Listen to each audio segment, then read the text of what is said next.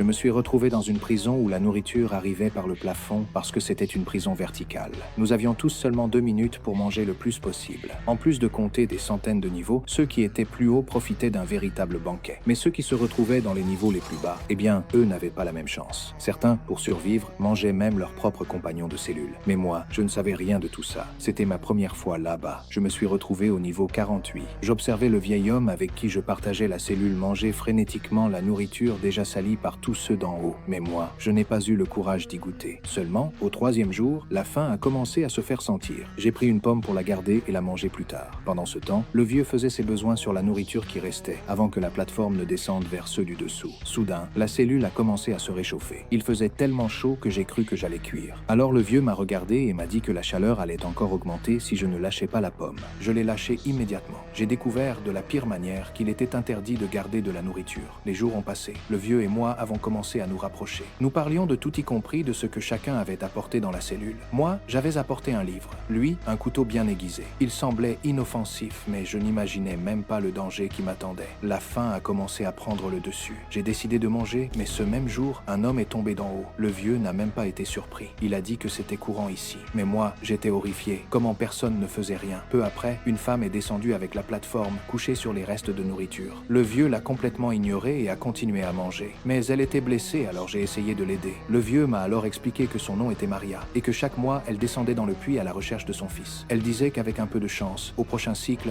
il se retrouverait peu, être dans la même cellule qu'elle, et la plateforme est descendue encore une fois. Au niveau du dessous, 2 hommes ont attaqué Maria. J'étais désespéré. J'ai essayé de faire quelque chose, j'ai même poussé le vieux, mais je n'ai pas réussi à l'aider. Un moment plus tard, elle est revenue sur la plateforme, toute sale, et elle a continué à descendre, sans aucune trace des 2 hommes. Cette nuit-là, j'ai senti une forte odeur dans l'air. Le vieux m'a dit que c'était le gaz. Il allait nous faire dormir. Et quand nous nous réveillerions, nous serions dans un autre niveau. Quand j'ai ouvert les yeux, j'ai paniqué. J'étais complètement attaché au lit. Je ne pouvais pas bouger. Le vieux m'avait ligoté. Il m'a regardé avec un sourire calme et m'a dit que nous avions eu de la malchance. Aujourd'hui, nous étions tombés sur un niveau très critique. Aucun grain de nourriture n'arriverait jusqu'à nous. Alors le vieux m'a attaché. Il a réussi à passer la première semaine sans rien manger. Mais ensuite, il a commencé à se rapprocher de moi avec son couteau. Les personnes qui se réveillent dans ces niveaux ne tiennent tout simplement pas. On peut entendre leurs cris de désespoir résonner dans tout le puits, puis, juste après, le bruit sec des corps qui s'écrasent dans les profondeurs. La douleur me consumait. J'ai commencé à pleurer. Je pensais que c'était la fin pour moi. Mais soudain, elle est apparue. Cette femme Maria est réapparue,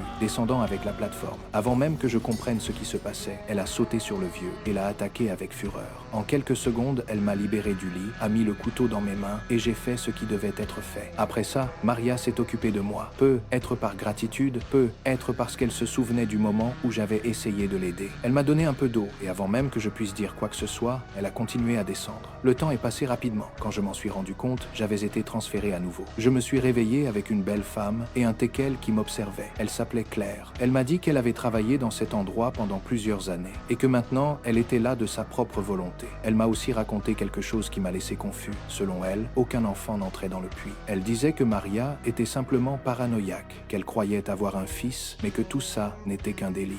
Quand la plateforme est finalement arrivée, elle était pleine de nourriture, et après un mois à manger de la viande crue, je me suis régalé comme si c'était un banquet des dieux. Claire, en revanche, était différente. Elle partageait la nourriture avec le chien en alternant les jours où elle mangeait. Et plus encore, elle préparait 2 assiettes pour les niveaux du dessous, en leur demandant de faire la même chose afin qu'il reste de la nourriture pour tout le monde. Mais bien sûr, personne ne respectait ça. Ils dévoraient tout, comme si le lendemain n'existait pas. 15 jours ont passé, et Claire a commencé à s'inquiéter. Ceux des niveaux inférieurs continuaient à tout manger, ignorant complètement son plan. Alors j'ai perdu patience. J'ai dit que, s'il n'obéissait pas, je laisserais un petit cadeau dans la nourriture la prochaine fois. C'est à ce moment-là que Maria est réapparue, descendant avec la plateforme. Mais cette fois, elle était complètement blessée. Je me suis occupé d'elle. J'ai fait ce que j'ai pu. Mais cette même nuit, le chaos a commencé. Maria et Claire ont commencé à se disputer. Les cris résonnaient dans la cellule et, au milieu de la confusion, j'ai découvert la raison. Maria avait tué le teckel, le chien de Claire.